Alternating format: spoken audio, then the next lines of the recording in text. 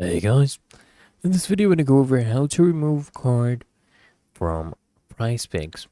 And I want you to explain something to you. You can only remove a payment method after 60 days have actually lapsed since your first deposit using that payment method. Okay, so let's say you deposit money from that card. You cannot remove that card until 60 days have passed since your first deposit. And you can only request to remove a payment method once in any calendar month. Okay, and no more than 5 times across any 12-month span.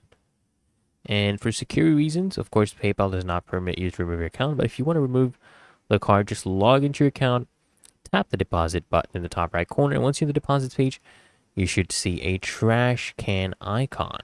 Just click on that icon to remove a payment method.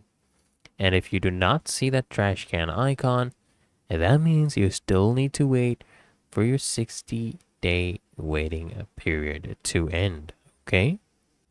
But otherwise, it's really that easy and simple, so I hope this guide provided value to you, and if it did, consider smashing that like button, as well as subscribing to frequently asked questions, and I'll see you guys in the next one.